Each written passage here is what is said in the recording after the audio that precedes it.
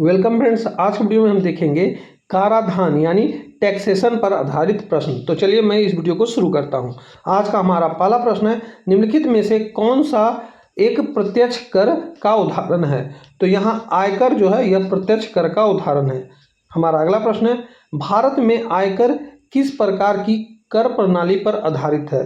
तो यह आधारित है प्रगतिशील कर प्रणाली पर। हमारा अगला प्रश्न है, आयकर अधिनियम 1961 के अनुसार गत वर्ष का क्या अर्थ है। तो इसका अर्थ है वह वित्तीय वर्ष जिसमें आय अर्जित की जाती है। हमारा अगला प्रश्न है, पेन का पूर्ण रूप क्या है। तो इसका पूर्ण रूप है परमानेंट अकाउंट नंबर। हमारा अगला प्रश्न है, आयकर की गणना के लिए आय को कितने शीर्षकों में बांटा गया है। तो यह बांटा गया है 5 शीर्षकों में। हमारा अगला प्रश्न है, वेतनभोगी कर्मचारियों के लिए वेतन के मानक कटौती की अनुमति किस शीर्षक के तहत दी जाती है। तो यह दिया जाता है वेतन से आय में। हमारा अगला प्रश्न है, आयकर अधिनियम की धारा 80C के तहत अधिनियम कितनी कटौती की अनुमति है। तो यह अनुमति है 1.5 लाख तक की।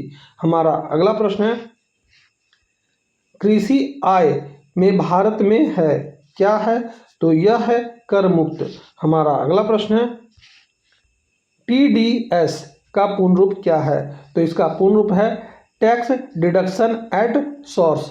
हमारा अगला प्रश्न है, वह व्यक्ति जिसकी आय पर कर निर्धारण किया जाना है उसे क्या कहते हैं। तो उसे कहा जाता है निर्धारिती। हमारा अगला प्रश्न है,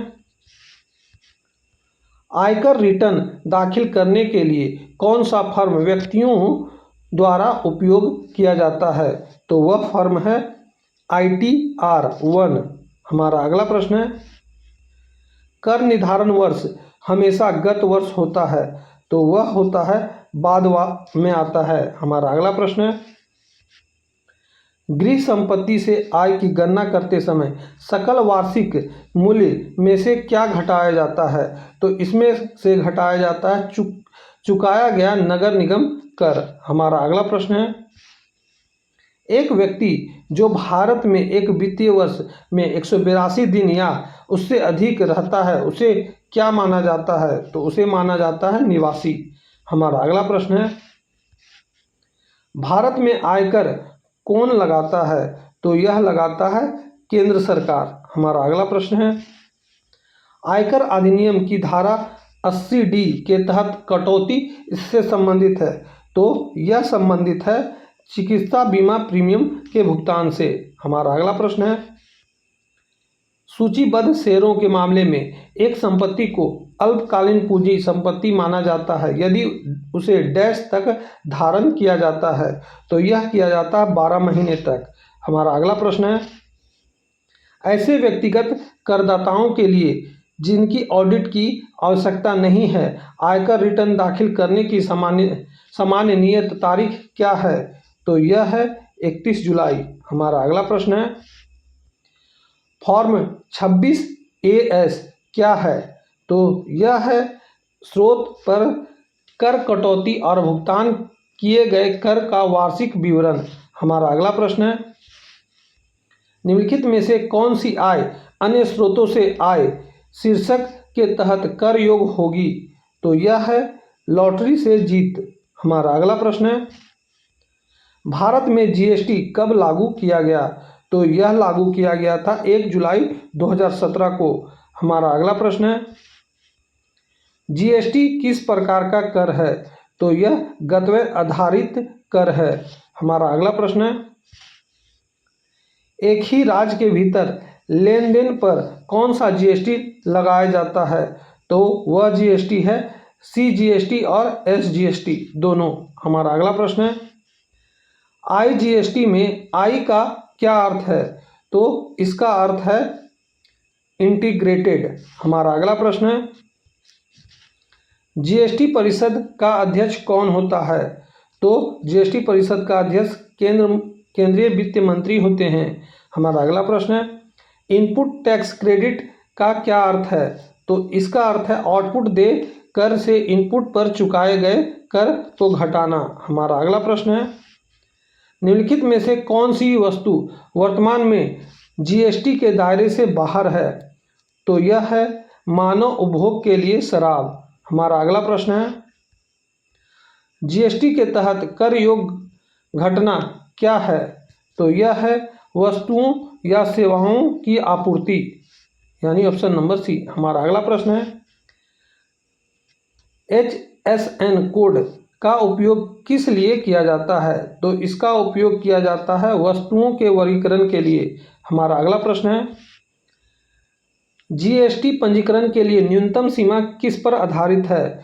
तो यह आधारित है कुल कारोबार पर। हमारा अगला प्रश्न है, GSTN का पूर्ण रूप क्या है? तो इसका पूर्ण रूप है goods and service tax network. हमारा अगला प्रश्न है, रिवर्स चार्ज मैकेनिज्म के तहत कर का भुगतान करने के लिए कौन उत्तरदायी है? तो इसमें प्राप्तकर्ता उत्तरदायित्व होता है। हमारा अगला प्रश्न है, ई वे बिल की आवश्यकता कब होती है? तो इसकी आवश्यकता होती है एक निश्चित मूल्य से अधिक के माल के परिवहन के लिए। हमारा अगला प्रश्न है, जीएसटी में कितनी मुख्य दरें हैं? तो इसमें मुख्य 4 दरें हैं, 5, 12, 18 और 28। हमारा अगला प्रश्न है, दो राज्यों के बीच माल की आपूर्ति पर कौन सा कर लगाया जाता है? तो यहाँ IGST लगाया जाता है। हमारा अगला प्रश्न है, जीएसटी के तहत कंपोजिशन स्कीम का मुख्य लाभ है क्या है? तो यह है कम और निश्चित दर पर कर का भुगतान। हमारा अगला प्रश्न है, जीएसटी में SAC कोड का उपयोग किसके लिए किया जाता है? तो यह किया जाता है सेवाओं के लिए। हमारा अगला प्रश्न है, एक GSTN वस्तु एवं सेवा कर पहचान संख्या में कितने अंक होते हैं? तो इसमें मुख्य अंक होते हैं 15। हमारा अगला प्रश्न है, GSTR1 रिटर्न में क्या विवरण दाखिल किया जाता है? तो इसमें दाखिल किया जाता है जावक आपूर्ति का विवरण। हमारा अगला प्रश्न है, जीएसटी में शून्य दर वाली आपूर्ति का सबसे आम उदाहरण क्या है? तो इसका आम उदाहरण है वस्तुओं या सेवाओं का निर्यात। तो दोस्तों यहीं पर हमारा टैक्सेशन से टोटल 40 क्वेश्चन खत्म हुए, जो कि आपके एग्जाम के लिए काफ़ी महत्वपूर्ण थे। तो एग्जाम से पहले इन प्रश्नों को आप जरूर देख लें, ताकि वो आप भी इन प्रश्नों को देखने के बाद जो प्रश्न एग्जाम में पूछा जाएगा वो उसका आंसर सही करके आएँ। तो चलिए मैं इस वीडियो को यहीं पे समाप्त करता हूँ। उम्मीद है कि आपको यह वीडियो अच्छा लगा होगा। जय हिंद, वंदे मातरम।